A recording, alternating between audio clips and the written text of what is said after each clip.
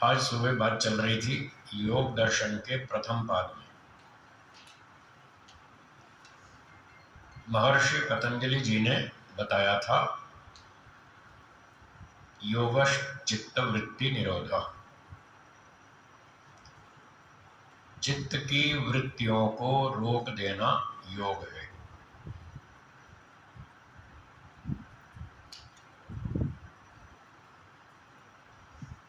जब ये चित्त वृत्तियां रुक जाएंगी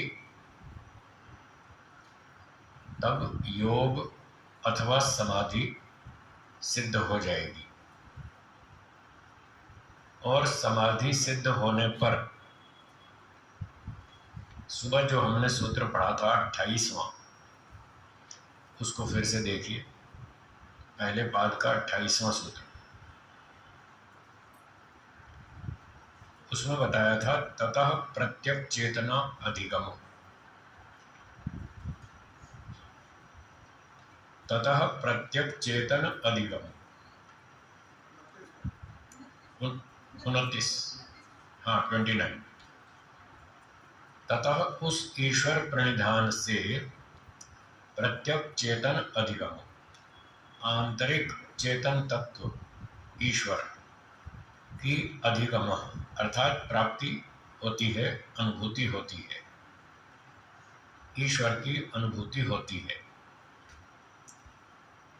अपि और जीवात्मा की भी होती है, दोनों की अनुभूति होती है। और तीसरा लाभ ये बताया था अंतराय अभावश्च, अंतरायों का अभाव हो जाता है। अंतराय शब्द का अर्थ है योगाभ्यास के शत्रु, विरोधी। योगाभ्यास के जो विरोधी तत्व हैं उनका भी अभाव हो जाता है। तो ये था 29वां सूत्र। अब प्रश्न ये है कि योगाभ्यास के अंतराय कौन कौन से हैं, योगाभ्यास के शत्रु कौन से हैं, ये बात अगले सूत्र में है। 30वां सूत्र, आपके पास कागज होंगे, उनमें देखिए और बोलिए। व्याधि, स्त्यान, संशय, प्रमाद, आलस्य, अविरति, भ्रांति दर्शन,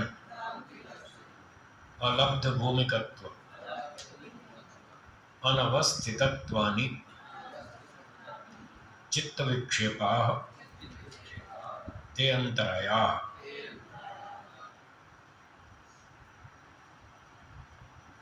ये अंतराय है।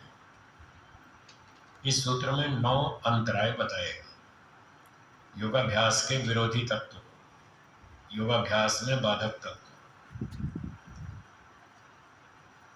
इनमें पहला बाधक है व्याधि। व्याधि का अर्थ होता है शारीरिक रोग। शरीर में अनेक रोग उत्पन्न हो जाते हैं, खांसी, जुकाम, बुखार, टीबी, कैंसर आदि आदि अनेक तरह के रोग शरीर में उत्पन्न हो जाते हैं। ये जो शारीरिक रोग हैं ये योगाभ्यास में बाधक है। जब व्यक्ति रोगी हो जाता है तो वो चित्तवृत्ति निरोध ठीक प्रकार से नहीं कर पाता, कठिनाई होती है। इसलिए शरीर स्वस्थ रहना चाहिए। जिसका शरीर स्वस्थ है वो अपने मन के विचारों को ठीक से रोक पाएगा। विचारों को रोक पाएगा तो समाधि सिद्ध होगी, चित्तवृत्ति निरोध। तो शरीर का स्वस्थ होना आवश्यक है, और बीच में जो रोग आ जाते हैं वो उसमें बाधक बनते हैं।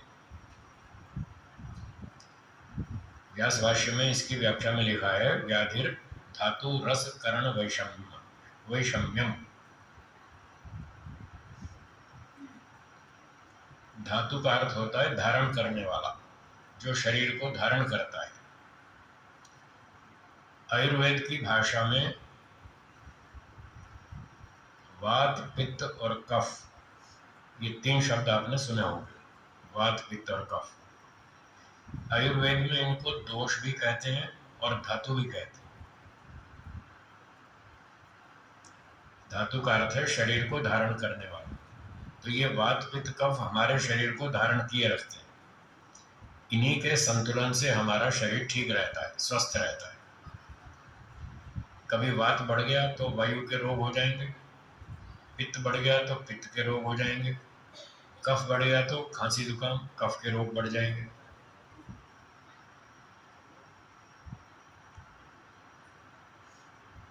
इसलिए कह रहे हैं जब धातुओं में विषमता होगी तो व्यक्ति रोगी हो जाएगा और शरीर ठीक नहीं रहेगा, तब उसका मन नहीं टिकेगा। इसलिए स्वास्थ्य का ध्यान रखें। स्वास्थ्य का ध्यान रखना आवश्यक है, स्वस्थ रहना चाहिए। उसके लिए व्यायाम करना चाहिए, खान पान ठीक रखना चाहिए, दिनचर्या ठीक रखनी चाहिए। रात को समय पर सोना, सुबह जल्दी उठना। समय पर जल्दी सोना मतलब 10 बजे के आसपास, जल्दी उठना मतलब सुबह 4 बजे उठना। एक आध घंटा इधर उधर हो जाए तो कोई बात नहीं, सामान्य नियम यही।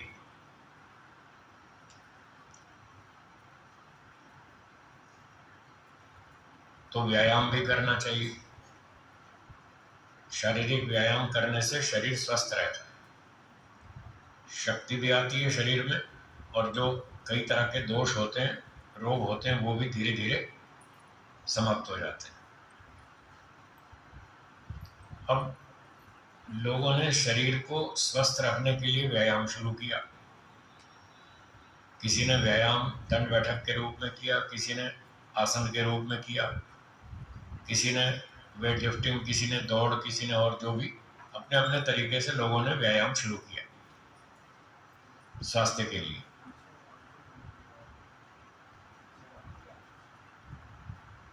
तो व्यायाम करना अच्छा है, पर ये ध्यान रखें जो व्यायाम कर रहे हैं वो योग नहीं है। आजकल ये भ्रांति फैला दी भारत से अमेरिका तक, वो जो हलासन, शीर्षासन, सर्वांगासन करते हैं वो उसको योग समझते हैं और योग नाम दे दिया उसको। वो योग नहीं है, वो योग से बाहर की चीज है। वो व्यायाम है, शारीरिक व्यायाम, शरीर को स्वस्थ रखने के लिए आवश्यक करना चाहिए, पर वो योग नहीं। योग की तैयारी है, तैयारी को योग नहीं कहना चाहिए। योग की तैयारी में तो और 20 बातें हैं। भोजन खाना भी जरूरी है, भोजन नहीं खाएंगे तो शरीर में शक्ति नहीं आएगी, शक्ति नहीं आएगी तो आप ध्यान नहीं कर सकते। और भोजन खाने का मतलब वो योग थोड़े ही।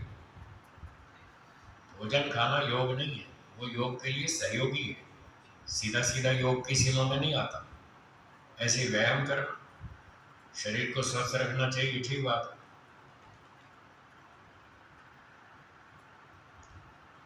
वो स्वास्थ्य का उपाय है, उसको स्वास्थ्य के लिए करना चाहिए, और वो योग नहीं, ये ध्यान रखें। ऐसे ही स्वास्थ्य के लिए और भी बहुत सारे काम, नहाना धोना, कपड़े साफ रखना, घर की साफ सफाई करना, बहुत सारा काम जिससे व्यक्ति शरीर स्वस्थ रहता है।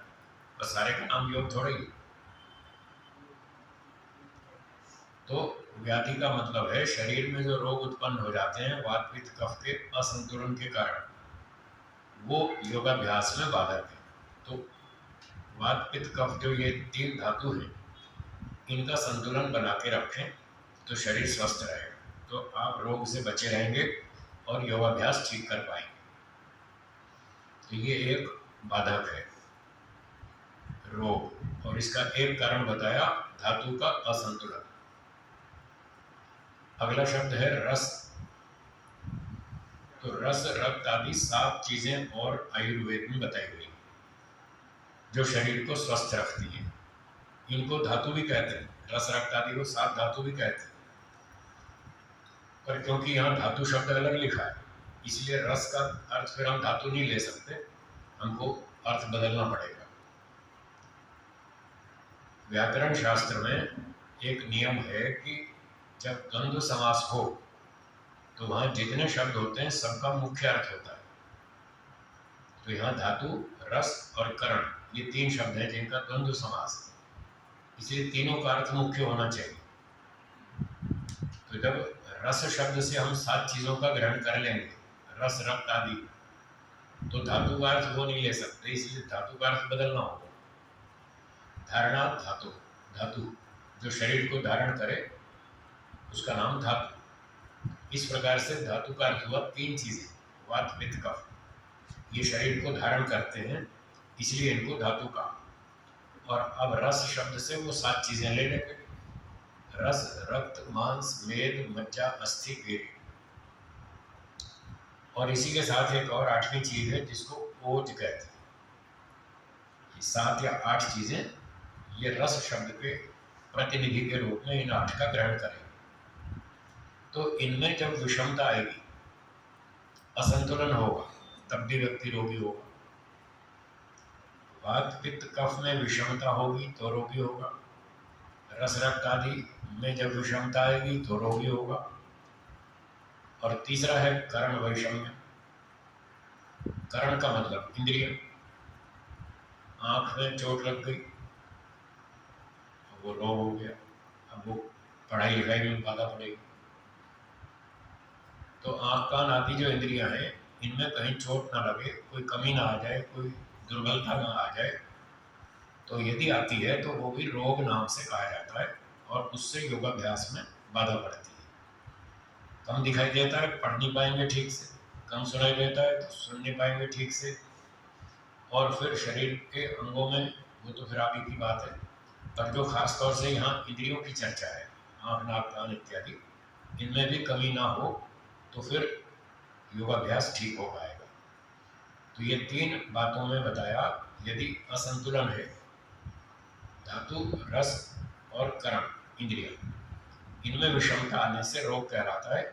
उस रोग को दूर रखें, स्वास्थ्य का ध्यान रखें, खान पान में संयम रखें, जो भोजन अनुकूल पड़े वही भोजन खाएं, जितनी मात्रा में अनुकूल हो उतनी मात्रा में खाएं, अधिक ना खाएं, प्रतिकूल भोजन ना खाएं, समय पर खाएं, बेसमय ना खाएं आदि। इस प्रकार से जब व्यक्ति आचरण करेगा तो वह व्याधि नामक अंतराय से बचा रहेगा। और ये सारा काम करना ईश्वर प्रणिधान कहलाता है। ईश्वर प्रणिधान का अर्थ है ईश्वर समर्पण, और समर्पण का अर्थ है ईश्वर से पूछ के काम करना, अपनी मनमानी नहीं करना, ईश्वर की स्वीकृति से, ईश्वर की सहमति से कार्य करना। तो ईश्वर की सहमति, स्वीकृति इसी बात में है कि रात को टाइम पर सो, सुबह टाइम पर उठो, व्यायाम करो, ये सब ईश्वर का आदेश है। तो जब व्यक्ति इन चीज़ों का पालन करेगा तो बीमार नहीं पड़ेगा, स्वस्थ रहेगा, ठीक काम करेगा, योगाभ्यास भी ठीक करेगा और परोपकार भी ठीक करेगा, सारे काम उसके ठीक हो जाएंगे। तो ये पहला बाधक हुआ व्याधि। दूसरा बाधक है स्त्यान। सूत्र में दूसरा बाधक लिखा है स्त्यान। स्त्यान के विषय में लिखा है स्त्यानम अकर्मण्यता चित्तस्य, चित्त की रुचि न होना।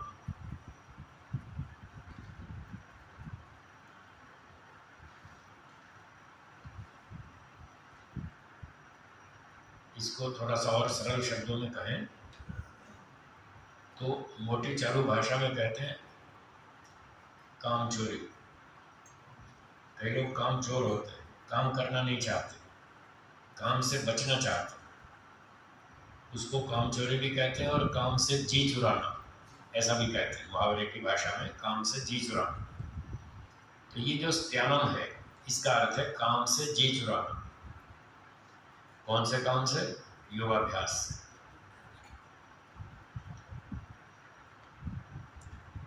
तो जैसे कि सुबह ध्यान का समय हो गया, आपने कोई समय निर्धारित कर रखा है, मान लो 5 बजे, 6 बजे, 5:30 बजे,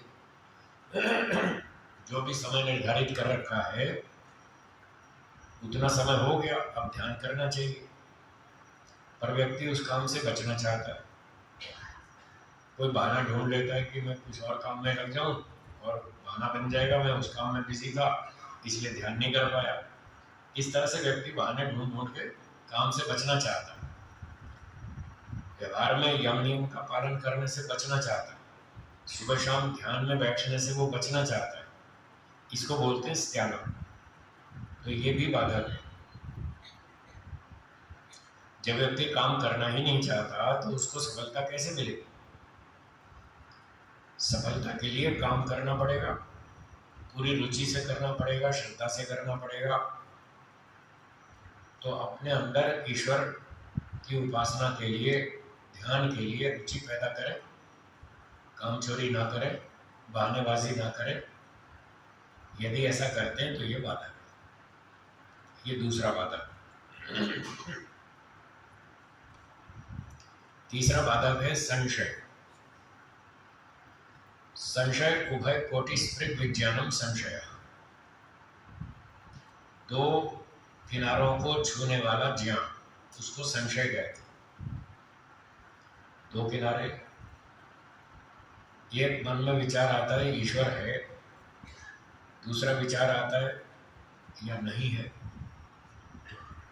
ईश्वर है या नहीं है। ये दो विचार है। तो होना एक किनारा है, न होना दूसरा किनारा है। होना और न होना, इन दो कोटियों को छूने वाला जो ज्ञान है, सरल भाषा में कहें तो मन में जब दो विचार हो कि ईश्वर है या नहीं, जिसका नाम है संशय। आत्मा होता है या नहीं होता, इसका नाम है संशय। पुनर्जन्म होगा या नहीं होगा, इसका नाम है संशय। मुक्ति होती है या नहीं होती, इसका नाम है संशय। कर्मों का फल मिलता है या नहीं मिलता, ऐसे दो दो विचार मन में रहेंगे। जब मन में ऐसी स्थिति हो कि दो दो विचार हैं, कहीं 3 4 5 भी हो सकते हैं, कम से कम दो विचार होने चाहिए। और निर्णय कुछ नहीं हो पा रहा, समझ में नहीं आ रहा दो में से ठीक क्या है, अगला जन्म होगा या नहीं होगा समझ में नहीं आ रहा, इसका नाम है संशय। तो ऐसे बहुत सारी बातें हैं जिनमें संशय होता है। महर्षि पतंजलि जी कह रहे हैं ये जो संशय है ये योगाभ्यास में बाधक है। संशय नहीं होना चाहिए, परंतु मनुष्य अल्पज्ञ है, तो सर्वज्ञ तो है नहीं। अब अल्पज्ञ को संशय हो ही जाता है, कई जगह भ्रांति भी हो जाती है, संशय भी हो जाता है। तो ये दोनों बाधक हैं। यहाँ तीसरे नंबर पे संशय को बाधक के रूप में बता रहा है। तो ऋषि लोग कहते हैं संशय यदि हो जाए तो कोई बात नहीं, स्वाभाविक है, आत्मा अल्पज्ञ है इसलिए संशय हो सकता है। हो जाए तो कोई बात नहीं, पर उसका समाधान जरूर होना चाहिए, संशय का निवारण जरूर होना चाहिए, और मुख्य विषयों में तो अवश्य ही होना चाहिए। यूँ तो संसार की बातें अनंत है, विद्या अनंत है, कोई पार नहीं उसका। हर बात को तो व्यक्ति जान नहीं सकता, जीवात्मा का सामर्थ्य नहीं है कि वो सर्वज्ञ बन जाए। अल्पज्ञ तो रहेगा, और पता नहीं किसी भी विषय में संशय पैदा हो जाए, हो सकता है। तो ऋषियों ने बताया कि जो मोक्ष प्राप्ति के लिए मुख्य विषय है, मुख्य विषयों में संशय उत्पन्न नहीं होना चाहिए, और यदि हो जाए तो उसका निवारण होना चाहिए। मुख्य विषय में गौण विषय हो तो कोई बात नहीं, उसकी चिंता नहीं, सारी चीज़ों को हम नहीं जान सकते। ब्रह्मांड में कितनी गैलेक्सीज हैं आप नहीं जान सकते, नहीं जान सकते कोई बात नहीं, ये गौण है।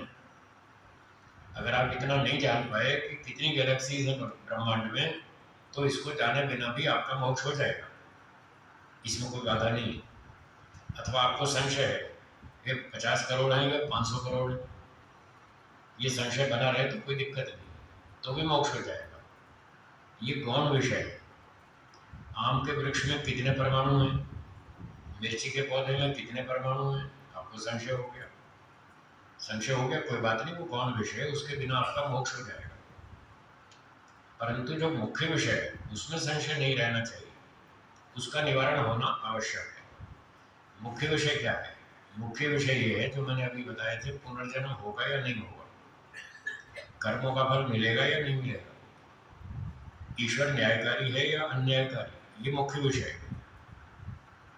संसार में जो हम सुख के पीछे भाग रहे हैं, सांसारिक वस्तुओं से हमारी इच्छाएं शांत हो पाएंगी या नहीं हो पाएंगी, ये मुख्य विषय है। इसका निर्णय होना जरूरी है।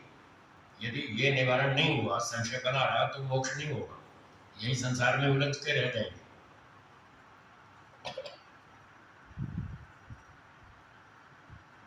तो इस प्रकार से आत्मा के विषय में, ईश्वर के विषय में, कर्मफल, पुनर्जन्म, बंधन, मुक्ति, मन, शरीर, इंद्रियां, ये सारी मुख्य मुख्य वस्तुएं, इनके बारे में संशय का निवारण होना आवश्यक, ये जरूर होना चाहिए।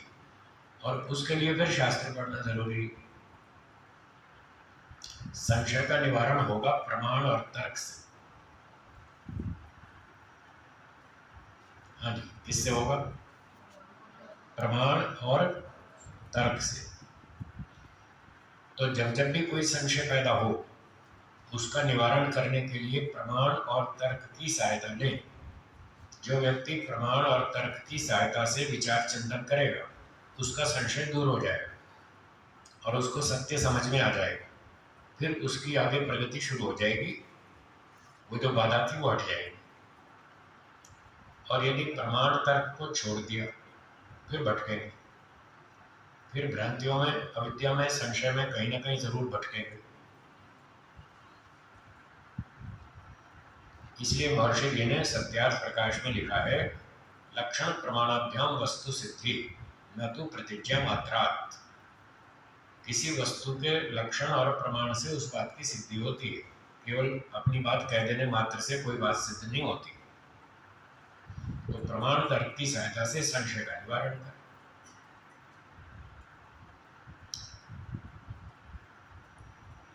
ये तीसरा बाधक था, संशय। चौथा बाधक प्रमाद। चौथा क्या है? प्रमाद। प्रमाद का अर्थ है लापरवाही। क्या अर्थ है? लापरवाही, केयरलेसनेस। कई बार हम काम में लापरवाही करते हैं, चलो कर लेते, हो जाएगा, ऐसा मन में विचार करके उस पर ध्यान नहीं देते, छोड़ देते, ठीक है ना, हो जाएगा, कोई बात। फिर हम भूल जाते हैं। जब इतना ध्यान नहीं देंगे कि ये करना जरूरी है, तो फिर हम भूल जाएंगे। ये जो भूल जाना है, ये लापरवाही की वजह से व्यक्ति भूलता है। और पूरा ध्यान दे काम पर तो फिर नहीं भूलता, फिर उसको याद रहता है मुझे ये काम करना है। तो यहाँ जो प्रमाद शब्द है, इसका अर्थ है लापरवाही करना। एक दिन व्यक्ति ने शाम को संध्या ही नहीं की, भूल गया, बाजार चला गया शॉपिंग में, फिर भूल गया कि संध्या भी करनी। फिर लौटा, तब तक देर हो गई थी, खाने का टाइम हो गया, जाके सीधा बैठ गया खाने। तो दूसरे ने पूछा, भाई क्या बात है, आज संध्या नहीं की? अरे मैं तो भूल ही गया। कहता मैं तो भूल ही गया। तो ऐसी कई चीजें व्यक्ति भूल जाता है। किसी को वचन दिया, भूल गया, कहते मैं 21 तारीख को आऊँगा, फिर भूल गया, आया नहीं। 4 बजे का समय दिया, मैं 4 बजे आऊँगा, फिर भूल गया, फिर 6 बजे आया, 2 घंटा लेट आया। तो ऐसे व्यक्ति जगह जगह पर लापरवाही करता है, तो वो भूलता रहता है। इसको बोलते हैं प्रमाद। तो प्रमाद भी एक बाधक है। लापरवाही करना ये ठीक नहीं। इससे फिर हमारा यम नियम का भंग होता है, सत्य का पालन ठीक नहीं होता, विश्वास टूटता है। आपने किसी को 4 बजे का समय दिया कि मैं 4 बजे मिलने आऊँगा, फिर आप आए नहीं, वो आपकी प्रतीक्षा करता रहा। आप आए 6 बजे, 2 घंटा खराब किया उसका।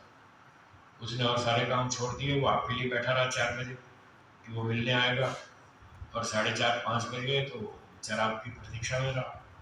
तब तक वो अपना दूसरा काम भी ठीक से नहीं कर पाया। मान लो कभी कभी ऐसा होता है कि आपने 4 बजे का समय दिया किसी से मिलने के लिए, और बीच में अचानक कोई काम पड़ गया और आपने देखा 4 बजे मैं नहीं पहुंच पाऊंगा, तो कम से कम उसको फ़ोन करो, उसको सूचना तो दो, भाई मैंने 4 बजे बोला था, मुझे काम आ गया, मैं 4 बजे नहीं आऊँगा। आप उस समय अपना जो काम हो कर लीजिए, मेरे लिए वेट मत कीजिएगा, मैं 6 बजे फिर आऊँगा, क्या आप 6 बजे मुझसे बातचीत करेंगे? 6 बजे का समय है आपके पास? तब उससे नई अपॉइंटमेंट लेनी चाहिए। 4 वाली कैंसिल करी तो फिर अगली नई लो। वो कहे हाँ जी 6 बजे मैं दे सकता हूँ समय, बोलो ठीक। तो वो आदमी 4 बजे अपने को और काम करेगा, उसका समय नष्ट नहीं होगा। तो ये सारी बातें व्यवहार में हमको ध्यान रखनी चाहिए।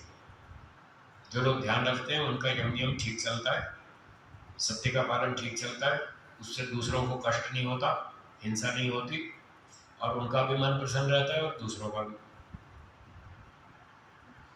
अगर आपने किसी को कहा मैं सूचना दूंगा इस बारे में क्या है आगे, मैं आपको सूचना दूंगा, अगर आपने किसी को कहा है तो फिर सूचना दे रहे हैं।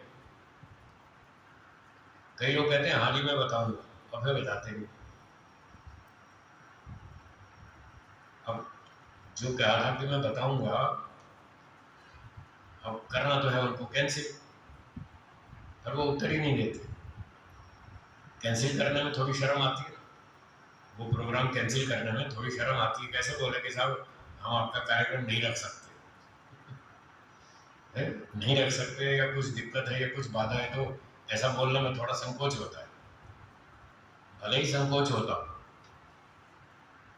वहां पर उत्तर देना सभ्यता है। अगर आप उत्तर नहीं देते और ये मान लेते हैं कि चलो हमने जवाब नहीं दिया, तो वो समझ लेगा कि प्रोग्राम कैंसिल है, वो समझ तो लेगा, पर ये सभ्यता नहीं है। आप तो झूठे सिद्ध हो गए, आपने तो कहा था मैं सूचना दूंगा, तो सूचना तो दो कि हम मजबूर हैं, हमारी मुसीबत है, हमारी समस्या है, हम ये काम नहीं कर पाएंगे, हम क्षमा चाहते हैं, फिर किसी अवसर पर आपसे आगे व्यवहार करेंगे। कम से कम ऐसा मैसेज जरूर देना चाहिए, इसका नाम सभ्यता है। और अगर ऐसा आप उत्तर नहीं देते तो फिर ये सभ्यता नहीं, असभ्यता कहलाएगी। भले ही वो समझ तो लेगा जैसे तैसे, पर वो अच्छा व्यवहार नहीं है, वो तो जैसे तैसे समझने वाली बात है। योगाभ्यासी को बहुत सूक्ष्मता से चलना पड़ता है, एक एक कदम फूंक फूंक के रखना पड़ता है, जो वचन दिया उसका पालन करना पड़ेगा, तब आपका मन प्रसन्न होगा। और यदि मन प्रसन्न होगा तो फिर तभी वो मन ध्यान में टिकेगा। अगर मन में चिंता है, टेंशन है, तनाव है, कोई भी समस्या इस तरह की, तो आपका मन शांत नहीं होगा। शांत नहीं होगा तो ध्यान में टिकेगा नहीं। इसलिए महर्षि पतंजलि जी ने व्यवहार में यम नियम का पालन करने को बताया। तो जो वचन दिया उसको पूरा निभाएं, और यदि नहीं निभा पा रहे तो उसका सूचना दें कि इस कारण से ऐसा ऐसी परिस्थिति बदली है, तो मैं ऐसा ऐसा परिवर्तन कर रहा हूँ, उसकी सूचना जरूर दें। तो ये बात चल रही थी प्रमाद की। तो लापरवाही नहीं करनी चाहिए। व्याधि, स्त्यान, संशय, प्रमाद, 4 हो गए। 5वां है आलस्य। 5वां बाधक आलस्य। आलस्य का अर्थ होता है कि शरीर में थकान, और थकान के कारण अब बैठ नहीं पा रहे ध्यान में। थकान बहुत है, बैठा नहीं जा रहा, बैठते हैं फिर नींद आती है, फिर ध्यान तो ठीक से हो नहीं पा रहा। तो ये भी एक बाधा है, थकान होना। थकान हो जाती है तो काम होते रहते हैं, कभी यात्रा करनी पड़ती है, कभी बोझा उठाना पड़ता है, कभी और काम ज़्यादा आ जाता है। तो थकान होना कोई बड़ी बात नहीं है, परंतु यहाँ बताना ये चाहते हैं कि यदि थकान की स्थिति है तो शरीर में उतनी चुस्ती नहीं आएगी, मन उतना चुस्त नहीं होगा। शरीर में और मन में दोनों में चुस्ती नहीं आएगी यदि थकान है तो, और थकान के कारण फिर आपका ध्यान में मन नहीं टिकेगा। तो ये थकान यदि है तो वो भी बाधक है। या तो अपनी टाइम टेबल दिनचर्या ठीक ठाक रखें थी जिससे कि फालतू थकान हो नहीं, और परिस्थितिवश हो गई, यात्रा लंबी करनी पड़ी, भार अधिक उठाना पड़ा, या व्यायाम अधिक कर लिया किसी दिन भूल चूक से, और शरीर में थकान हो गई, तो हो गई तो फिर विश्राम करना, पहले उस थकान को दूर करना। जब शरीर पूरा चुस्त हो जाए, थकान निकल जाए, 1-2 घंटा एक्स्ट्रा सो जाओ,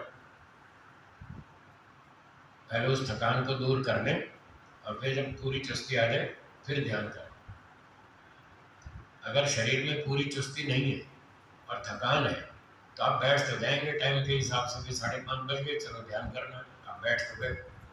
और थकान के कारण फिर ऐसे नींद आएगी, फिर यूँ झटके मारते रहेंगे तो फायदा क्या, वो बैठ जाए, ना तो विश्राम किया ना ध्यान हुआ, दोनों काम बिगड़े। तो इसलिए उस समय क्या करें, पहले सो जाओ, 1 आध घंटा आराम कर लो, थकान निकल जाए, फिर पूरी चुस्ती आ जाएगी, फिर बैठो ध्यान में। तो ऐसे टाइम को आगे पीछे कर सकते हैं। कभी कभी भोजन भी हमको आगे पीछे करना पड़ता है। घर पे कोई अतिथि आ गए, उनकी सेवा में लग गए, तो जो अपना खाने का टाइम है वो नहीं खा पाए उस समय। कभी किसी को स्टेशन छोड़ने जाना पड़ता है, अब वही आपका नाश्ते का टाइम और उसी समय उसको छोड़ने जाना, तो आप छोड़ कर आए, आने में 1 घंटा लग गया जाने आने में, तो आपका नाश्ता 1 घंटा लेट हुआ, कोई बात नहीं। लंच भी ऐसे लेट सेट हो जाता है कई बार काम से। तो जैसे हम भोजन का समय आगे पीछे कर लेते हैं, ऐसे ही ध्यान का समय भी आपत्ति काल में आगे पीछे कर सकते हैं। आपत्ति काल में रोज की रोज नहीं, कोई खास कारण हो, थकान आदि हो, कोई और कारण हो, कोई अतिथि सेवा हो, किसी को स्टेशन छोड़ने जाना है, किसी को लेने जाना है, कोई ऐसा इमरजेंसी काम आ जाए तो ठीक है, उस दिन आगे पीछे कर लेंगे, पर करें अवश्य।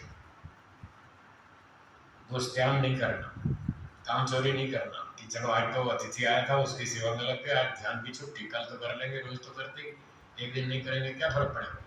तो ऐसा ना सोचे, उसको आगे पीछे कर लें। तो ये आलस्य नामक बाधक है, ये भी बाधा डालता है। इसलिए समय पर सोएं, समय पर उठें तो आलस्य नहीं आएगा। शरीर को स्वस्थ रखें तो आपको ये सारी समस्याएं पैदा नहीं होंगी। और आसन भी ठीक तरह से लगाएं, जैसे कमर सीधी करके, गर्दन सीधी करके, आंखें बंद करके, इस तरह से आसन लगाएं और ध्यान करें, तो इसमें आलस्य नहीं आएगा। और कमर झुका के बैठेंगे ऐसे, फिर आलस्य आएगा, फिर नींद आएगी। तो इसलिए कमर झुका के ना बैठे, कमर सीधी रखें। थोड़ा थोड़ा शुरू में कष्ट होगा क्योंकि आदत नहीं है ना कमर सीधी रख के बैठने की। तो जब आप शुरू में कमर सीधी रखेंगे तो थोड़ी थकान सी भी लगेगी, तो बहुत ज़्यादा टाइट नहीं करना, ठीक ठीक, बहुत ढीला भी नहीं छोड़ना, बहुत टाइट भी नहीं करना, ठीक ठीक रखें, तो आपको फिर दिक्कत नहीं आएगी। और इस तरह से अपना अभ्यास करें, ध्यान लगाएं, तो आलस्य नहीं आएगा। ये हो गया 5वां, व्याधि, स्त्यान, संशय, प्रमाद, आलस्य।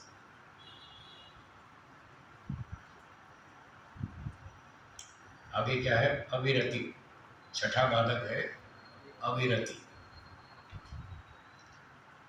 ये 6ठा बाधक है। रति का अर्थ होता है राग। रति का अर्थ क्या, राग। विरति, वैराग्य, राग से विपरीत, रति राग, विरति वैराग्य, विरति ठीक है, वैराग्य। और फिर अविरति, वैराग्य का न होना, सांसारिक भोगों में आसक्ति होना, वैराग्य न होना, ये भी बाधक है। जैसे लोग प्राय शिकायत करते हैं जी मन तो टिकता नहीं, बैठते तो हैं ध्यान में पर मन तो टिकता नहीं। क्यों नहीं टिकता, यही बाधक है। संसार से वैराग्य नहीं है, यही बाधक है, इसलिए मन नहीं टिक रहा। संसार की चीजों से वैराग्य होना चाहिए, सुबह की चर्चा में बताया था। वैराग्य का मतलब राग भी नहीं होना चाहिए, द्वेष भी नहीं होना चाहिए। इन दोनों का जो विरोधी है उसका नाम है वैराग्य। यदि संसार की वस्तुओं में किसी में राग है तो फिर उसी वस्तु का विचार मन में आप उठाएंगे जिसमें राग है, और जिस वस्तु में द्वेष है उसका विचार उठाएंगे। कोई आपका दुश्मन है, शत्रु है, वो आपको परेशान करता है, तो आप ध्यान में जब बैठेंगे तो उसी को याद करेंगे, उस शत्रु की, वो बहुत खराब आदमी है, बहुत दुख दिया इसने, फिर मैं भी देखता हूँ, मेरा अवसर लगा तो मैं भी इसको दिन में तारे दिखाऊंगा। फिर ऐसे ऐसे विचार उठाएंगे तो वो द्वेष कहलाता है। वो द्वेष यदि है तो आप उस विचार को नहीं रोक पाएंगे। और राग उन चीजों में है जिनमें से सुख मिलता है, जड़ हो या चेतन। रुपया, पैसा, मकान, मोटर गाड़ी, खाना पीना, कपड़े, इन चीजों से सुख मिलता है। तो जिन जिन चीजों से सुख मिलता है उनमें हो जाता है राग, आसक्ति, अटैचमेंट। तो जिनमें राग हो जाएगा वो चीज़ों को आप याद करेंगे कि वो बहुत अच्छी चीज़ है, वो कपड़े बहुत अच्छे थे, वो जैकेट बहुत अच्छी थी, अभी ठंडी का सीज़न आएगा तब मैं वो जैकेट खरीदूंगा, बढ़िया जैकेट थी, बहुत अच्छी गर्मी देती थी। तो उसमें राग है आपको, तो आपका ध्यान नहीं टिकेगा, फिर वो जैकेट याद आएगी, उसी में मन भागेगा। वो फलाने हलवाई की जलेबी बहुत अच्छी होती है, देसी घी की बनाता है, और जब गरम गरम बनाता है तब तो बात ही क्या है, फिर तो बहुत मज़ा आता है। तो बस फिर वो जब ध्यान में बैठेंगे तो वो देसी घी की जलेबी याद आएगी। तो जिन जिन चीज़ों से सुख लेते हैं उन चीज़ों में ये अटैचमेंट हो जाती है, वही अटैचमेंट विचार पैदा करती है, फिर आप विचारों को नहीं रोक पाएंगे। तो ये जो लोग शिकायत करते हैं, साहब बैठते तो हैं ध्यान में पर मन तो टिकता नहीं, वो इसीलिए तो नहीं टिकता, फिर वैराग्य नहीं है, राग है, कहीं राग है कहीं द्वेष है, इसलिए विचार रुकता नहीं। तो ये अविरति, वैराग्य न होना, ये बाधा है, इसको दूर करना पड़ेगा। संसार की चीज़ों में जहाँ जहाँ राग है उसको दूर करना पड़ेगा, जहाँ जहाँ द्वेष है उसको भी हटाना पड़ेगा, राग द्वेष दोनों हटाने पड़ेंगे, तब जाके ये अविरति नाम का बाधक हटेगा। अब जब ये हटेगा तब जाके मन ध्यान में टिकेगा। ऐसा करना होगा। कैसे हटाएंगे ये राग द्वेष को, कैसे वैराग्य उत्पन्न होगा? इसका उत्तर है, जिन चीजों में राग है, जिन चीजों से आपने अब तक सुख भोगा है, सुख भोगने के कारण सुखानुशयी राग, जब सुख भोग लिया तो उसमें राग हो गया, तो अब इसको हटाना है राग को, तो उल्टा करना पड़ेगा, उल्टा काम करना पड़ेगा। अब तक आपने उसमें सुख देखा, अब दुख देखना है। क्या बोला? दुख देखना है, उल्टा काम करो। सुख दिखता है तो राग होगा, दुख दिखेगा तो वैराग्य होगा, फिर वहां से मन हट जाएगा, फिर इच्छा नहीं होगी उस चीज़ की जो दुख देती है। जो चीज़ें दुख देती हैं उनको प्राप्त करने की इच्छा नहीं होती, बस वहां से मन वापस हो जाएगा, इसी का नाम वैराग्य है। तो जिन चीज़ों में अब तक सुख आपने भोगा, क्या उनमें केवल सुख है या दुख भी है? खाना पीना, कपड़े, फैशन, मोटर गाड़ी, सोना चांदी और बेटा बेटी, पुत्र परिवार, ये चीज़ें जो आपको सुख दे रही हैं, क्या इनमें केवल सुख है या दुख भी है? हाँ जी, दुख भी है। तो आपने क्या किया? सिर्फ सुख को देखा, ये गलती हुई। सिर्फ सुख को देखा, दुख को देखा ही नहीं, जबकि दुख भी है उसमें, वो चीज़ दुख भी देती है। जड़ या चेतन जो भी हमारे परिवार के लोग हैं, मित्र हैं, संबंधी हैं, दोस्त हैं, रिश्तेदार हैं, और जो खाना पीना, पैसा, रुपया, मकान, मोटर गाड़ी, जड़ पदार्थ हैं, ये हमको सुख भी देते हैं, दुख भी देते हैं। तो गलती क्या करी? सिर्फ सुख को देखा, दुख को देखा ही नहीं। जब दुख देखा ही नहीं, सिर्फ सुख देखा, तो उसमें राग हो गया, आसक्ति हो गई, अटैचमेंट हो गई। अब उल्टा काम करें। पहले क्या किया? जब सुख और दुख दोनों थे तो एक को देखा, दूसरे को नहीं देखा। अब इस गलती का सुधार करें, जिसको नहीं देखा उसको देखना शुरू करें। किसको नहीं देखा? दुख को। तो अब इन्हीं चीज़ों में दुख देखना शुरू करें, तो जो आसक्ति है वो धीरे धीरे कम होनी शुरू हो जाएगी। लोग कहेंगे कि हाँ हाँ दुख देती है पर ये सुख भी तो देती है। हम भी कहेंगे हाँ हाँ ये सुख देती है पर दुख भी तो देती है। जो आप बोलोगे हम उससे उल्टा बोलेंगे, सुख भी देती है दुख भी देती है, दोनों चीज देती है। सुख अधिक देती हैं या दुख अधिक देती है, ये संसार की चीज है। हाँ जी बोलिए। सुख अधिक देती हैं या दुख अधिक देती हैं? मुझे सुनाई नहीं दिया, जोर से बोलिए क्या कह रहे हैं। मेरा प्रश्न तो समझ में आया या प्रश्न समझ में नहीं आया? प्रश्न समझ में आया? आया ना?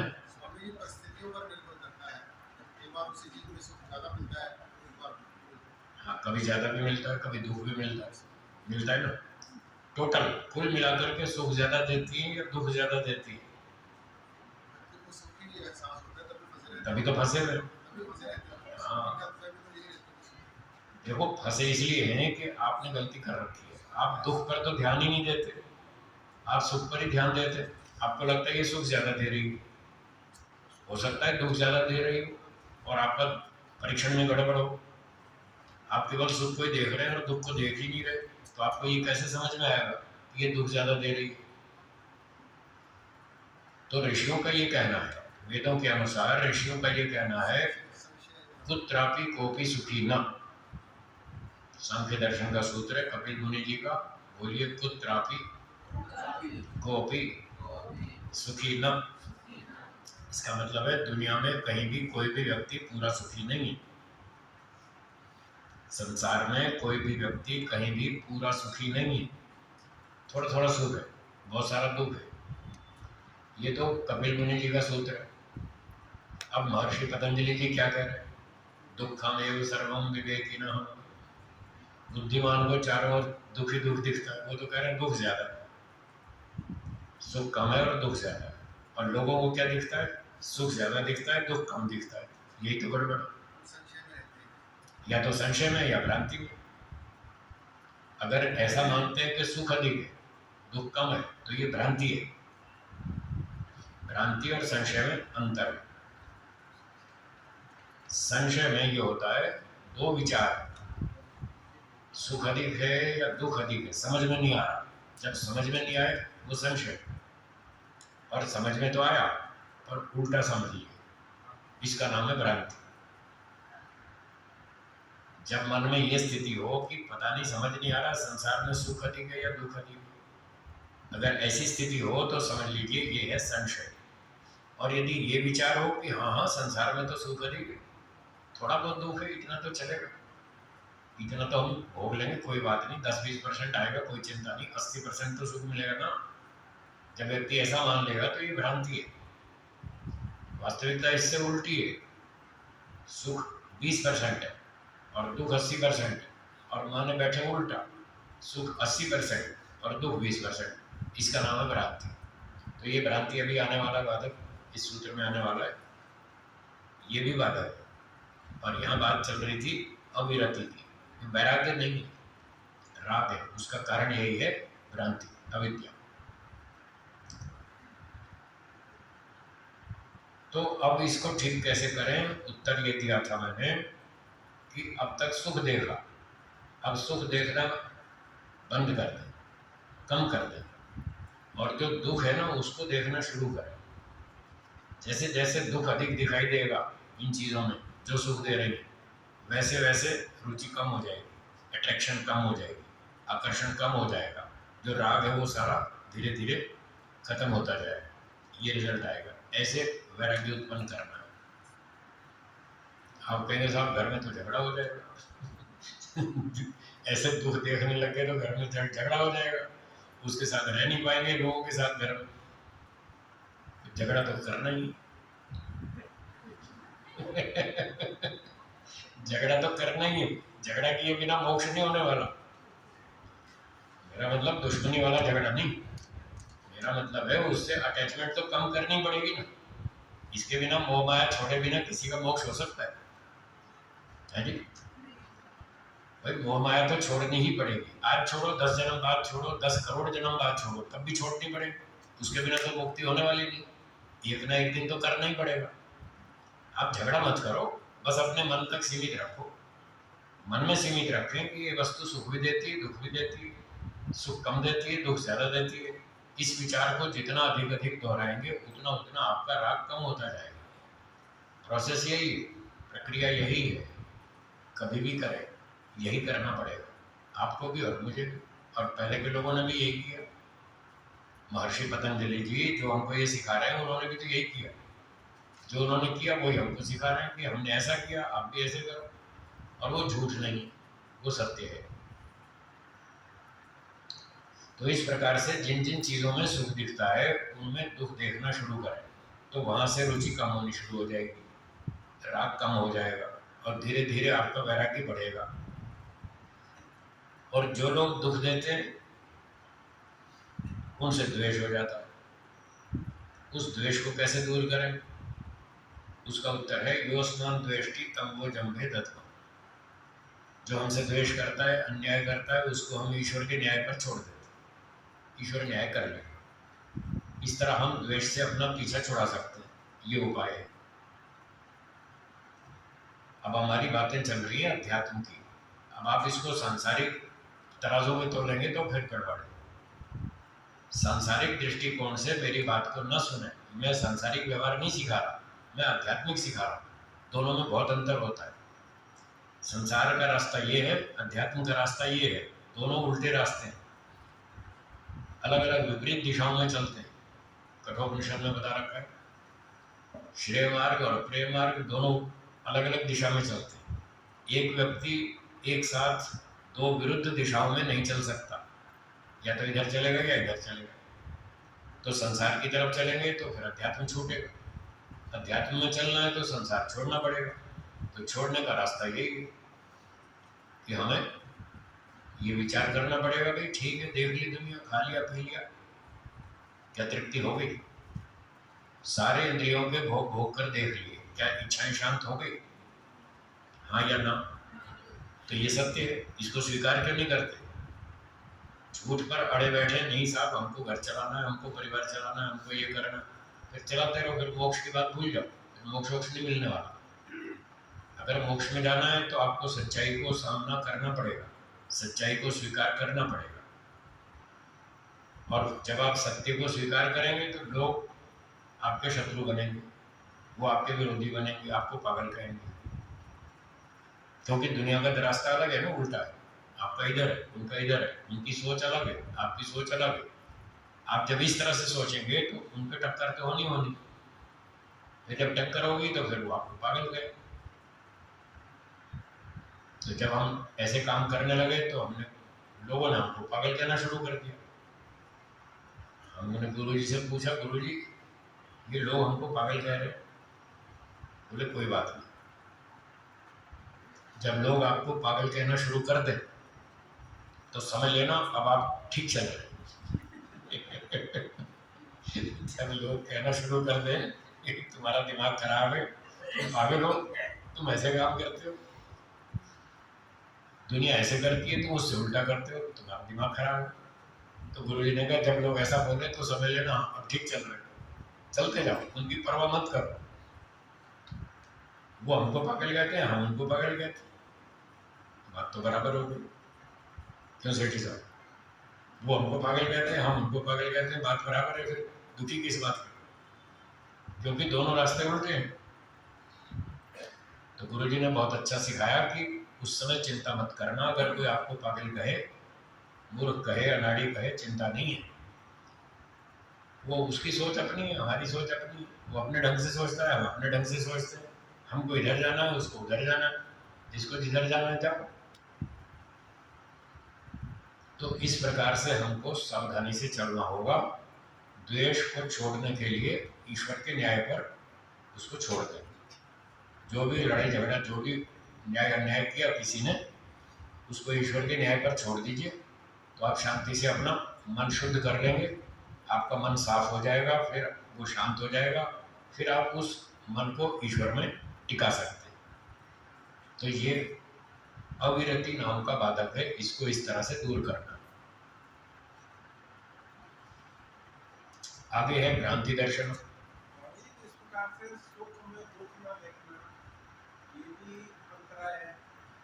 हाँ ये,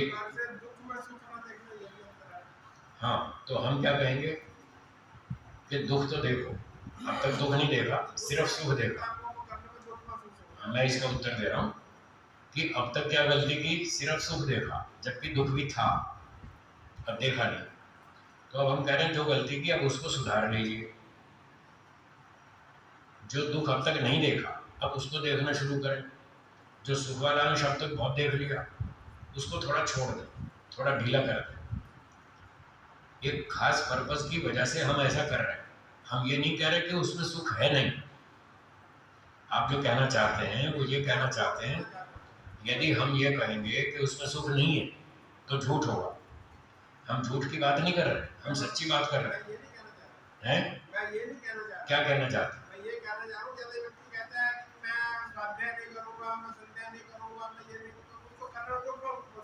ठीक है, हाँ ठीक है, हाँ ठीक है, ठीक है, वो ठीक है, वो आपकी बात ठीक है, सही बात है। जो जिनको दुखदायक मान के छोड़ दिया था, जिन कामों से वो इस्त्यान नामक बाधक था, वो काम से जी चुराता था, तो जो जी चुराता था कि संध्या ना करनी पड़े, स्वाध्याय ना करना पड़े, तो वो स्त्यान नामक बाधक था। उसके निवारण के लिए वो इससे उल्टा सोचे कि नहीं नहीं ये तो अच्छा काम है।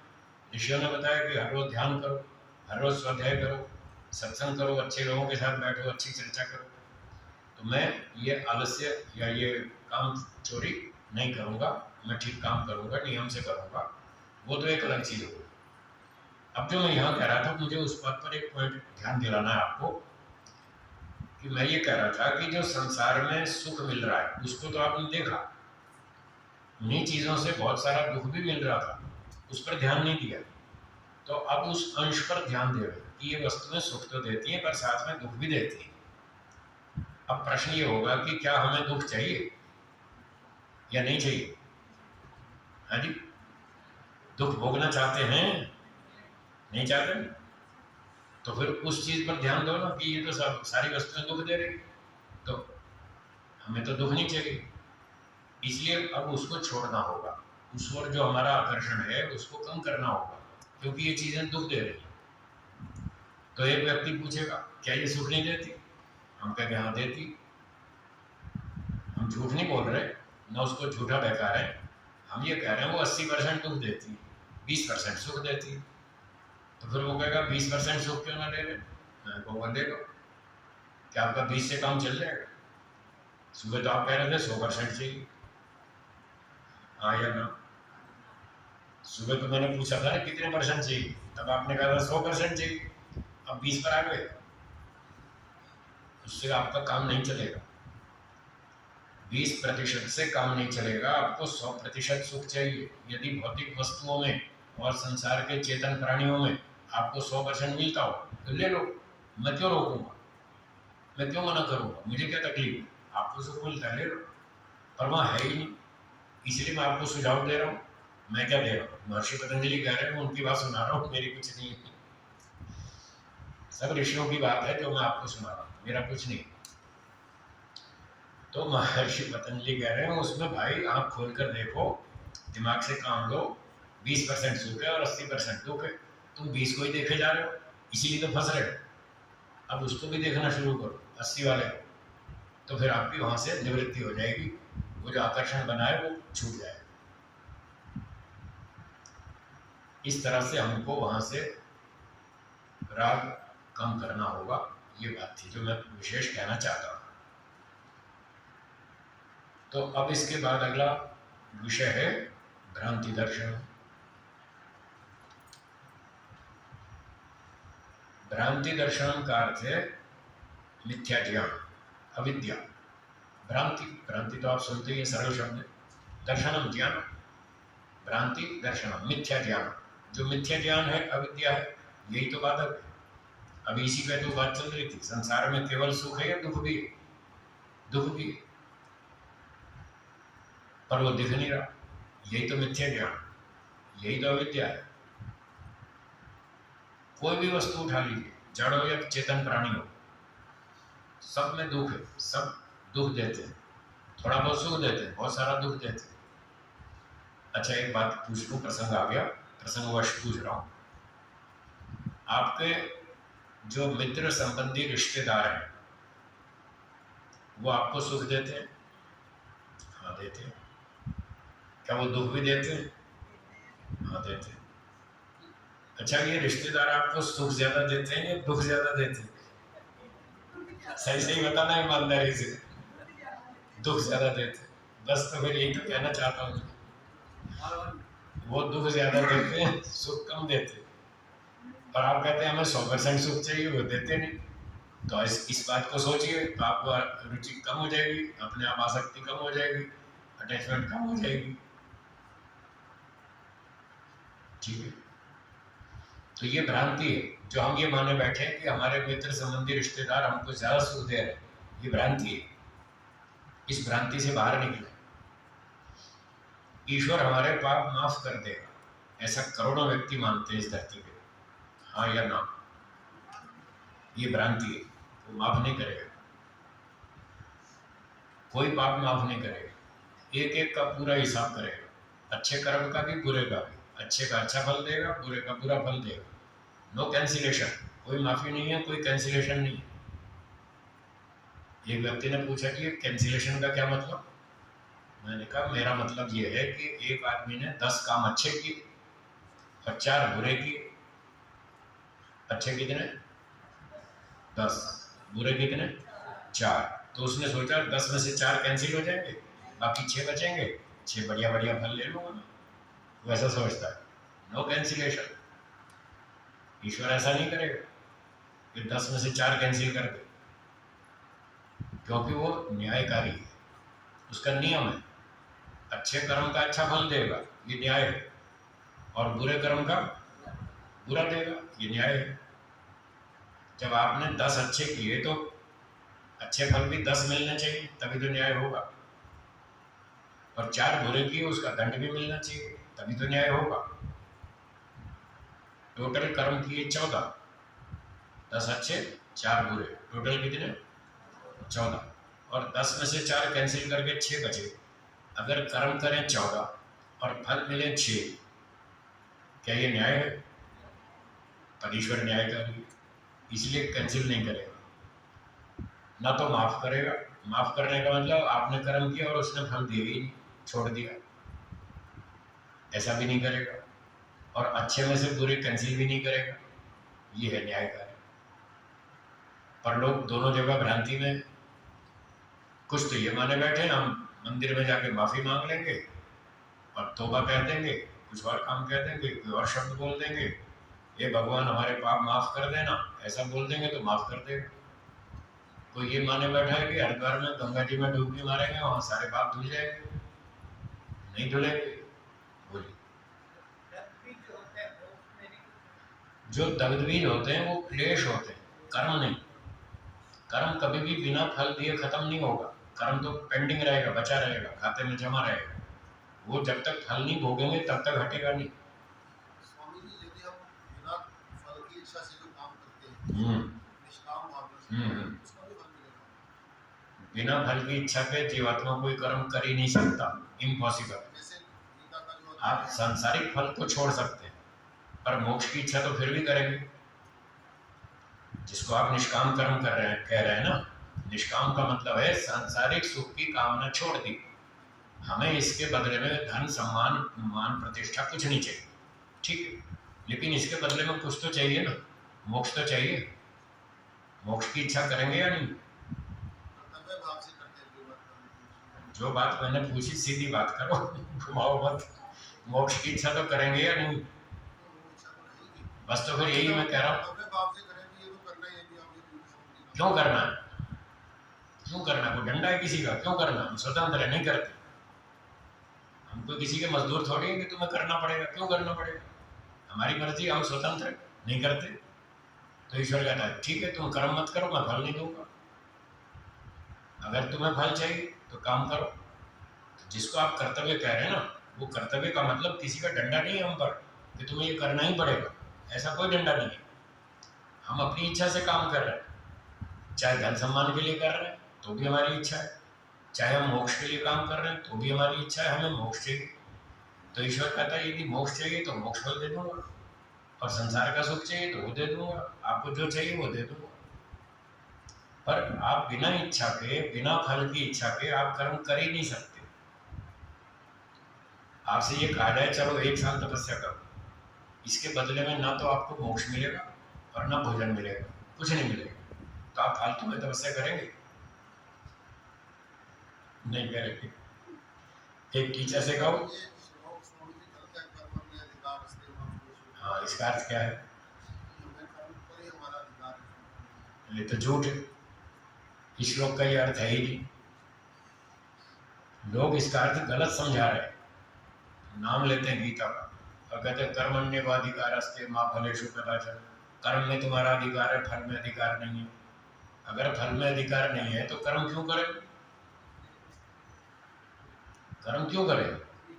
एक टीचर से कहो 1 साल तक बच्चों को पढ़ाओ स्कूल में, सैलरी की इच्छा मत करना, सैलरी में तुम्हारा कोई अधिकार नहीं, बोलो पढ़ाएगा वो? हाँ या ना? वो लोग पढ़ाते हैं जिनके पास खाने को पैसे, दाल रोटी खूब है, पेट में खूब भरा हुआ है, वो लोग फ्री में पढ़ाते हैं। पर वो जो फ्री में पढ़ाते हैं फीस नहीं लेते, पर वो मोक्ष की इच्छा तो वो भी करते हैं। बिना इच्छा के तो कोई कर ही नहीं सकता, इम्पॉसिबल। इसलिए ये श्लोक का अर्थ गलत है जो इस तरह से पढ़ा रहे हैं श्लोक को कि कर्म करने में तुम्हारा अधिकार है, फल में कोई अधिकार नहीं। ये झूठ है, फल में तो पहले अधिकार है। आदमी काम बाद में करता है, पहले सोचता है मुझे फल क्या मिलेगा, पहले फल बताओ। अगर मुझे जचेगा, मुझे पसंद आएगा फल, तब तो काम करूंगा, नहीं तो क्यों करूंगा? एक मजदूर को ले आओ 8 घंटे काम करने के लिए, वो आते ही पहले पूछेगा हाँ जी क्या पैसे दोगे? आप 50 रुपये देंगे, वो क्या नहीं करूँगा। आप वो 300 रुपये देंगे, तो क्या हाँ करूँगा। पहले वो ही पूछेगा कि मुझे दोगे क्या, मुझे फल क्या दोगे, उसको समझ में आएगा तभी तो काम करेगा, नहीं तो नहीं करेगा। तो बिना फल की इच्छा के कोई जीवात्मा कोई कर्म नहीं कर सकता, असंभव है। क्यों है असंभव? उसके पीछे रीजन है। उसका कारण ये है कि जीवात्मा अपूर्ण है। क्या बोला? अपूर्ण है, अधूरा है। उसको बहुत सारी चीजें चाहिए, बहुत सारी कमियां हैं उसमें। उसको रोटी चाहिए, कपड़ा चाहिए, मकान चाहिए, जमीन चाहिए, बंगला चाहिए, कार चाहिए, धन चाहिए, सामान चाहिए, बेटा चाहिए, बेटी चाहिए, परिवार चाहिए, संपत्ति चाहिए, मोक्ष चाहिए। उसको ये सारी चीज चाहिए। अब वो है नहीं उसके पास, इसलिए वो कहता है मुझसे काम लेते हो, बताओ पहले क्या दोगे, मैं फालतू टाइम क्यों खराब करूं? अगर तुम मुझे कुछ भी नहीं दोगे तो मैं क्यों पढ़ाऊं, क्यों काम करूंगा?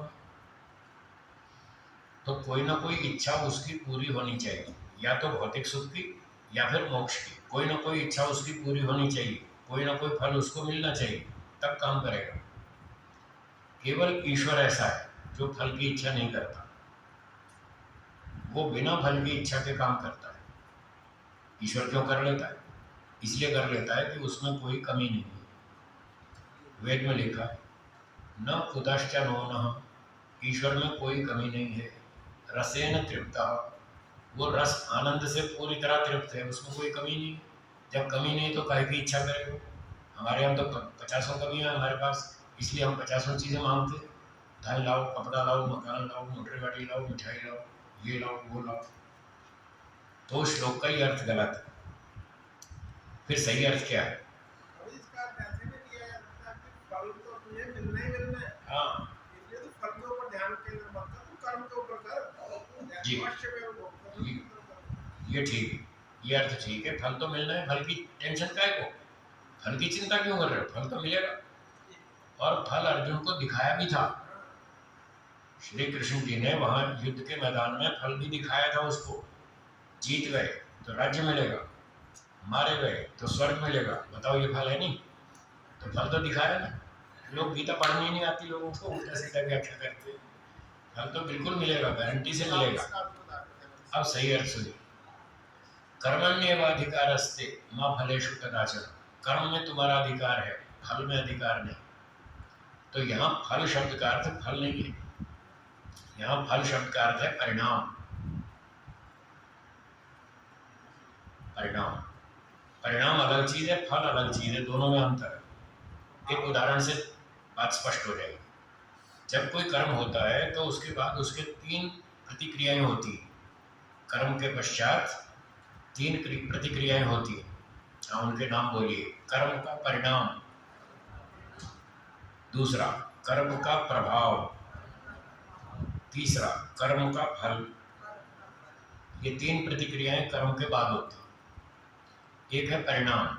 एक एग्जाम्पल, एक बच्चा शरारती था और वो खेल रहा था ग्राउंड में। फिर उसको शरारत सूझी तो उसने एक पत्थर उठाया, पड़ोस में मकान की खिड़की पे शीशे पे दे मारा। शरारती तो था ही, तोड़ दिया शीशा। तो उसने पत्थर उठा के मारा शीशे पे, तोड़ दिया। शीशा टूटा, शोर हुआ। तो मकान मालिक को पता चला, अरे मेरा तो शीशा टूट गया। वो बाहर आया दौड़ा दौड़ा, किसने तोड़ा? तो देखा उस बच्चे ने तोड़ा, वो भाग रहा है।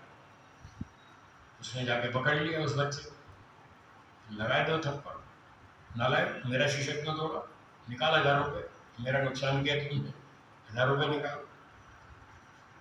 तो अब इस घटना में बच्चे ने पत्थर मारा, ये कर्म है। पत्थर मारा, ये क्या है? कर्म। अब कर्म का परिणाम क्या हुआ? शीशा टूट गया, जिसको आप साइंस में बोलते हैं एक्शन का रिएक्शन होता है। पत्थर मारा, ये एक्शन, और रिएक्शन क्या हुआ? शीशा टूट गया। ये उसका परिणाम, रिएक्शन। फिर सेठ को पता लगा जिसका मकान का शीशा टूटा था, वो दुखी हो गया, मेरा 1000 रुपये का नुकसान कर दिया। वो जो दुखी हुआ, ये कर्म का प्रभाव है। ये उसका प्रभाव है। कर्म तो किया बच्चे ने, प्रभाव पड़ा सेठ पर जिसका नुकसान हुआ था। अब फिर मारे 2 थप्पड़ उसको और निकाल 1000 रुपये, उससे 1000 रुपये वसूल किया। ये है कर्म का फल। तो फल तो मिलता ही है, फल तो भोगना ही पड़ेगा, फल से छुटकारा नहीं। तो फल अलग चीज है, परिणाम अलग चीज है। इस उदाहरण में दोनों अलग अलग समझ में आ गए ना। तो अर्जुन को श्री कृष्ण जी ने कहा, भाई तुम क्षत्रिय हो, क्षत्रिय का काम है युद्ध लड़ना, लड़ो, कर्म करने में तुम्हारा अधिकार है, लड़ो। अब हारेंगे या जीतेंगे, ये है परिणाम, ये तुम्हारे हाथ में नहीं है। युद्ध करना तुम्हारे हाथ में है। अब हार होगी या जीत होगी, मारे जाएंगे या जीतेंगे, ये तुम्हारे हाथ में नहीं है। ये था परिणाम। तो कर्मण्येवाधिकारस्ते मा फलेषु कदाचन, कर्म करने में तुम्हारा अधिकार है, तुम अपना लड़ो जाकर। फिर अगर हारेंगे या जीतेंगे ये नहीं मालूम, ये तुम्हारे अधिकार में नहीं है। और यदि जीत गए, अब फल दिखा रहे, यदि जीत गए तो तुम्हें राज्य मिलेगा, खूब बैठ के राजगद्दी पे शासन करना। और अगर मारे गए युद्ध में, तब भी स्वर्ग मिलेगा, फल तो तुम्हारा पक्का ही है। फिर तुम्हें काय की टेंशन? फल तुम्हारा गारंटीड है, पक्का है। तो फल अलग चीज़ है, परिणाम अलग चीज़ है। तो ये बात सब जगह लागू होती है। एक अध्यापक विद्यार्थियों को पढ़ाता है, 50 विद्यार्थी पढ़ते हैं बैठकर क्लास में, अध्यापक पढ़ाता है, ये उसका कर्म है। अब क्या 50 विद्यार्थी सारे एक जैसा सीखेंगे या कम अधिक सीखेंगे? कम अधिक सीखें, ये उसका परिणाम है। वो परिणाम अध्यापक के हाथ में नहीं है। कौन कितना सीखेगा ये तो उसके हाथ में, विद्यार्थी के हाथ में है। जितनी मेहनत करेगा उतना सीखेगा। तो विद्यार्थियों ने कितना सीखा, ये उसके पढ़ाना रूपी कर्म का परिणाम है। परिणाम उसके हाथ में नहीं है। और अगर किन्हीं बच्चों ने अच्छा सीखा, अच्छी विद्या प्राप्त की, उनके अच्छे नंबर आए, तो उनके घर वाले खुश हो जाएंगे। हमारा बेटा देखो 88 नंबर लाया 100 में से, कोई 92 नंबर लाया, कोई 95 नंबर लाया, तो उसके परिवार के लोग खुश हो जाएंगे। ये प्रभाव है। और जो अध्यापक को सैलरी मिलेगी, वेतन, वो उसका फल है। तो फल की तो गारंटी, फल अलग है, परिणाम अलग है। परिणाम उसके हाथ में नहीं है, फल उसके हाथ में है। ठीक हो? और बोलिए। हाँ, अंतर तो है, अंतर है, थोड़ा थोड़ा अंतर है। इस पर बार बार मनन करेंगे तो और ज़्यादा क्लियर होगा। धीरे धीरे बार बार मनन करने से और स्पष्टता आ जाएगी। हाँ जी, और कोई शंका हो तो बोलिए, थोड़ा समय शंका समाधान कर लें, बोलिए।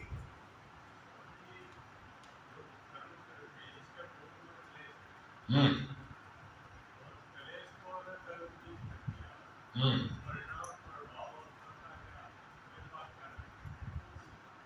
मान लीजिए किसी ने क्लेश को दग्धबीज कर दिया, अब जो वो कर्म करेगा वो होंगे निष्काम कर्म, वो तत्व ज्ञान और वैराग्य से किए जा रहे हैं। जो क्लेश वाले थे वो सकाम कर्म थे, ठीक है ना, अविद्या राग द्वेष से प्रेरित होकर किए वो सकाम कर्म थे। तो जैसे सकाम कर्मों का परिणाम फल होता है, ऐसे ही निष्काम का भी परिणाम और फल होगा, तो बराबर होगा, प्रभाव भी होगा। हाँ, तीनों होंगे, परिणाम प्रभाव फल निष्काम का भी होगा। जैसे मान लो कोई महर्षि दयानंद जी का उदाहरण लेते हैं, मान लो महर्षि दयानंद जी के सारे क्लेश दग्धबीज हो गए, फिर वो लग गए प्रचार में कि चलो वेद भाष्य करेंगे, लोगों को प्रवचन करेंगे, शंका समाधान करेंगे, उनकी समस्याएं सुलझाएंगे। अब जो ये काम कर रहे हैं क्लेश दग्धबीज करने के बाद, ये अब उनके निष्काम कर्म, अब वो कोई धन सम्मान के लिए तो कर नहीं रहे, अभी अभी पूरा सुनिए, ये निष्काम कर्म कर रहे हैं। तो इस निष्काम कर्म से लोगों की विद्या बढ़ेगी, अविद्या घटेगी, विद्या बढ़ेगी, ये परिणाम है उनके निष्काम कर्म का, ये परिणाम है। अविद्या घटेगी, विद्या बढ़ेगी लोगों की, और बहुत सारे लोग इतने प्रसन्न हो जाएंगे कि वाह क्या बात है, कितना बढ़िया देवता है, कितना अच्छा काम किया इन्होंने, वेदों का प्रचार किया, ईश्वर की वाणी का विस्तार किया, लोगों की भ्रांतियां दूर की। जो भी इस बात को जानेगा वो बड़ा प्रसन्न होगा, खुश हो जाएगा, ये प्रभाव है। और महर्षि दयानंद जी को इस निष्काम कर्म का फल मोक्ष में मिलेगा, आनंद, तो फल भी मिलेगा, परिणाम भी होगा, प्रभाव भी होगा, चाहे निष्काम कर्म हो चाहे सकाम कर्म हो, दोनों का होगा। अब बोलिए क्या कहना।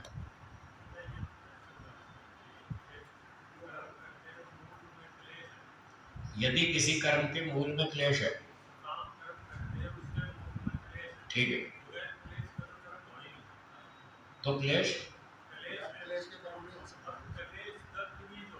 हाँ, वो जो कर्म कर लिया ना, जिस कर्म का मूल था क्लेश, क्लेश तो दग्धबीज कर दिया, तो वो जो कर्म है उसका फल तो बाकी है, अभी फल तो होगा नहीं, वो खाते में जमा रहेगा।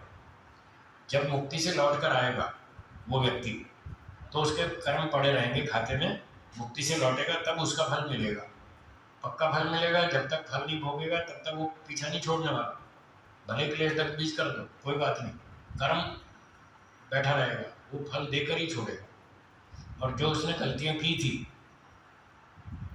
सकाम कर्म था, गलती की, समाज को दुख दिया, उसका परिणाम भी भोग रहे समाज वाले, और उसका प्रभाव भी हो रहा है। परिणाम और प्रभाव तो दूसरों पर चल रहा है, वो तो चले गए, और इसका कर्म पेंडिंग हो जाएगा, खाते में जमा हो जाएगा, मुक्ति से लौटकर फल देगा, क्लेश भले ही खत्म करो। दग्धबीज तो क्लेश होता है, कर्म कभी दग्धबीज नहीं होता, कर्म कभी भी दग्धबीज नहीं होता, ऐसा किसी शास्त्र में किसी ऋषि ने नहीं लिखा, और जहाँ कहीं दिखता है तो वो भ्रांति है। क्योंकि महर्षि दयानंद जी ने सत्यार्थ प्रकाश के चौथे समोल्लास में लिखा है कि किया हुआ अधर्म कभी निष्फल नहीं होता, ये लिखा है। तो निष्फल कैसे हो जाएगा, फल तो देगा ही। मुक्ति से जब लौटेगा तो पहला जन्म मनुष्य का मिलेगा, सामान्य मनुष्य का, 4th क्लास फैमिली, मजदूर चपरासी पट्टे वाला, ऐसे घर में मिलेगा, पिछले के आधार पर, फ्री में नहीं मिलेगा। ईश्वर अन्यायकारी नहीं है तो फ्री में दे देगा, बिल्कुल नहीं देगा। बोलिए, हैं? केंचुली, हाँ केंचुली छोड़ के बाहर आ गया, ठीक है।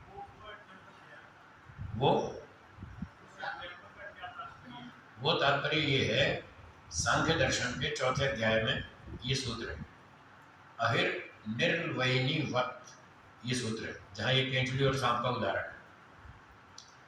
तो वो कह रहे हैं जैसे सांप के ऊपर केंचुली पुरानी हो जाती है, घिस जाती है, तो वो केंचुली उसके आँख के ऊपर भी होती है, जब वो घिस जाती है तो उसको धुंधला दिखता है, साफ नहीं दिखता, उससे उसको परेशानी होती है। फिर वो कोई नुकीली चीज़ में उस केंचुली को फंसा के और शरीर को सिकोड़ के उसमें से बाहर निकल जाता है।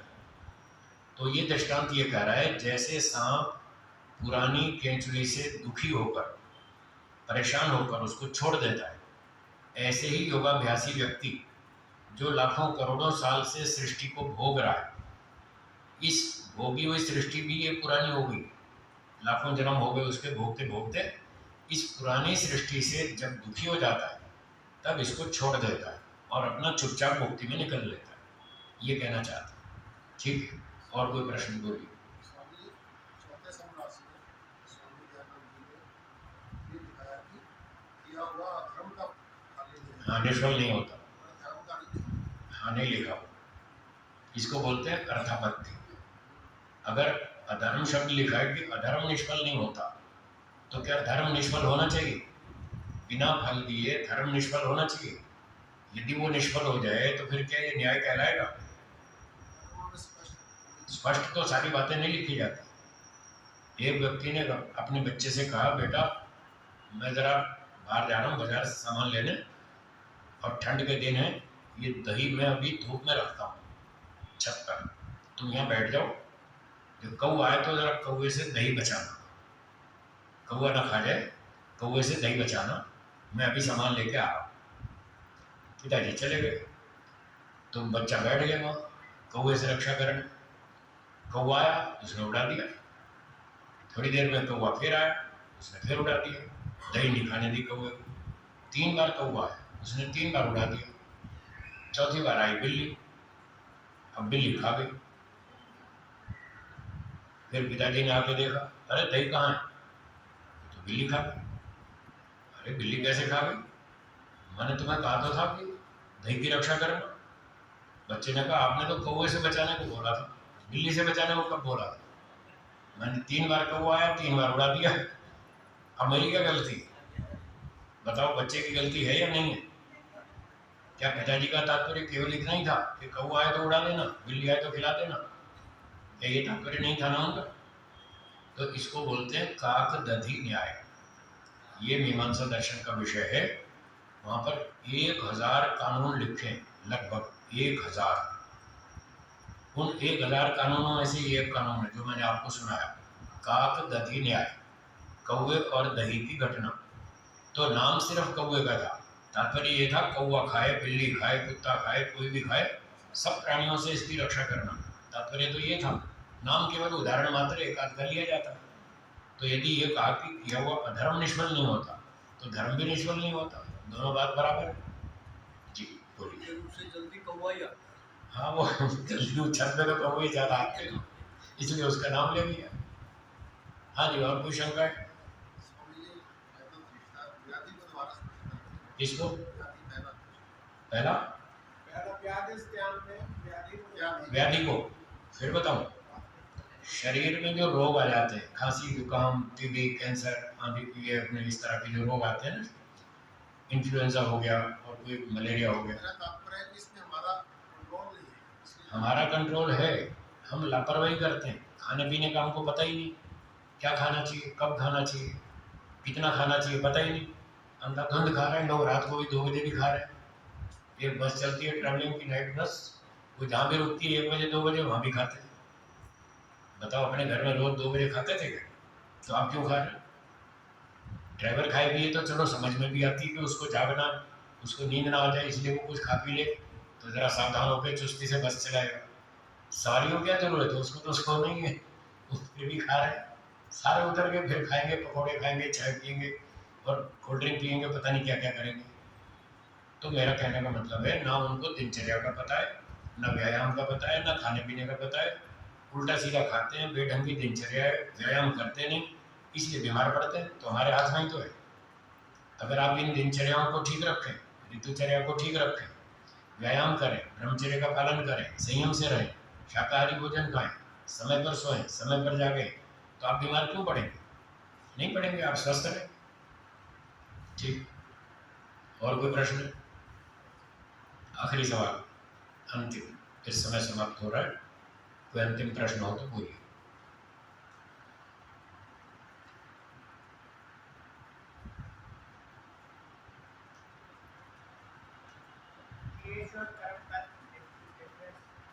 हाँ जी, कौन से कर्म को?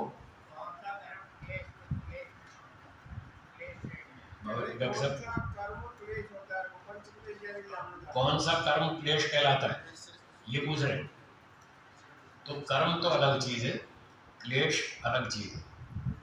क्लेश कारण है, कर्म उसका कार्य है। 5 क्लेश हैं: अविद्या, राग, अस्मिता, राग, द्वेष, अभिनिवेश। ये 5 तो हैं क्लेश। इनसे प्रेरित होकर आत्मा जो भी कर्म करता है, क्लेशों से, राग, द्वेष, अविद्या से प्रेरित होकर जो कर्म करता है उसको उसका कार्य कहते हैं। उससे प्रेरित होकर किया तो वो सकाम कर्म कहलाता है। जैसे यज्ञ करना, दान देना, व्यापार करना, चोरी करना, झूठ बोलना, सच बोलना, जो भी ये सारे काम करते हैं लोग, अगर राग, द्वेष, अविद्या से प्रेरित होकर कर रहे हैं तो ये सकाम कर्म। यदि वो तत्वज्ञान पूर्वक वैराग्य से प्रेरित होकर काम करते हैं, अच्छे काम, वो निष्काम कर्म कहलाते हैं। तो तत्वज्ञान और वैराग्य से निष्काम कर्म होते, अविद्या और राग द्वेष से सकाम कर्म होते। ऐसे इनमें कारण कार्य संबंध, ठीक है। बाकी कर्म अलग चीज है, क्लेश अलग चीज है। क्लेश दग्धबीज हो सकते हैं और क्लेशों को दग्धबीज करना ही हमारा अंतिम लक्ष्य है। इसके दग्धबीज होने पर मोक्ष हो जाएगा। कर्म कभी भी दग्धबीज नहीं होते, उसका तो फल भोगना ही पड़ेगा।